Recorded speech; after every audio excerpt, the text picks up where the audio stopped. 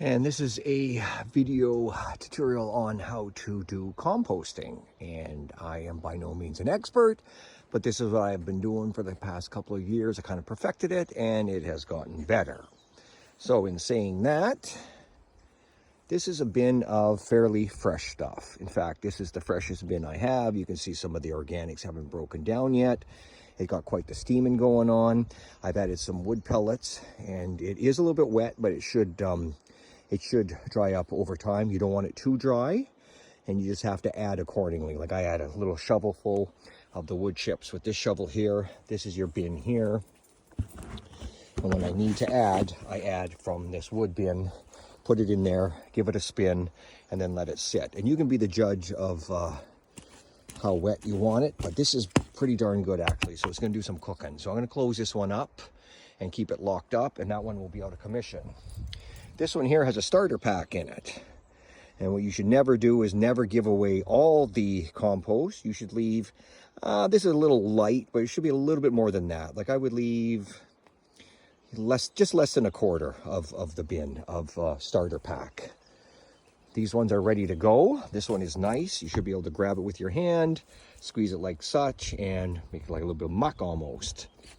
And this is basically ready to go. I'll have to use the rake to break up the lumps. Do not have breaker bars inside, so regrettably it does make lumps, but it's not the end of the world. I'm using a rake currently. I found this to be the best thing ever for doing it, because you basically bust it up, and as you're breaking it, the balls of wet stuff push through and you're able to squish the next one.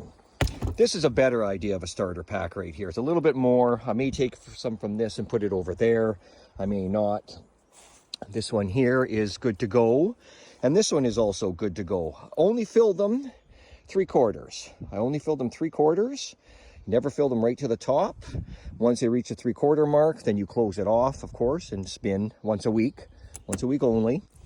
And that's basically it. These ones, this one here is pretty good. This one here might be a little bit dry, but all in all, I mean, you can still grab it and clump it. So yeah, it may be a little bit dry, but it's not the end of the world again. And again, you're just gonna have to do it to how you feel. I do add dead leaves and the spring start up, and I do add some grass.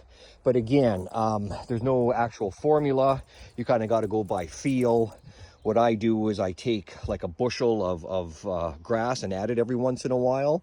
And then the same with the leaves. I may take a loose fitting half a garbage can of leaves and add it in. But remember, that's very loose. So if you were to compact it, it would probably be in a garbage can if you compacted it to about here. So just keep that in mind. And again, you're basically doing how you feel.